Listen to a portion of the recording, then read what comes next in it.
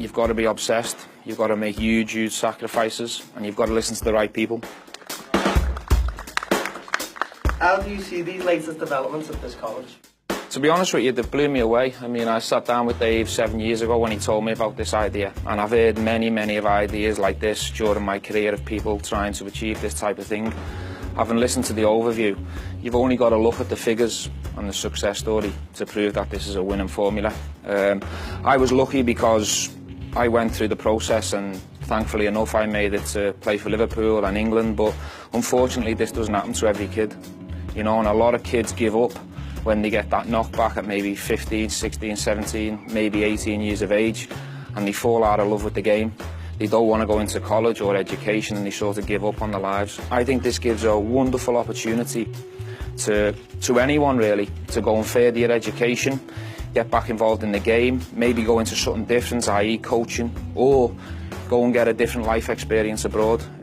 I wish this was in place for a lot of my friends around the 16, 17 years of age mark, because I know probably only 3 or 4 of us become professionals out of maybe 15. So the other 12 basically give up.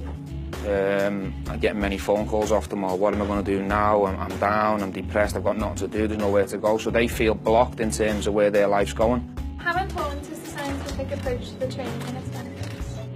The scientific approach is becoming vital at all the clubs now. Every club's trying to gain that little edge on everyone else. You know, the diet side of it and the sports science and the analysis now is massive. This goes on a daily basis, and players get judged in all kinds of different areas now. It's not just about performance on the pitch, it's how they're looking after the bodies off the pitch, what shape are they in, the fat levels. So it's become a very complex sport now, so it's very important. What advice would you offer any youngster aspiring to progress as a player? I always give the same answer to this. I think it's down to yourself. You've got to be obsessed. You've got to make huge sacrifices, and you've got to listen to the right people.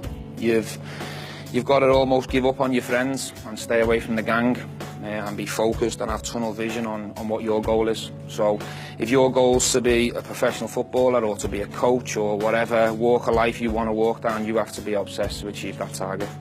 How important do you value education for the youngsters at the college? Well, not everyone can be a footballer, and not everyone can be a coach. It's a very difficult profession to get to the top in.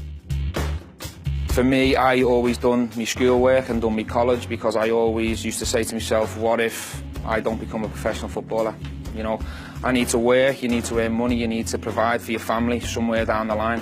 So if you can get the best education you can whilst you're setting out on your other goals, I think it can only be of help if you need to fall back on it.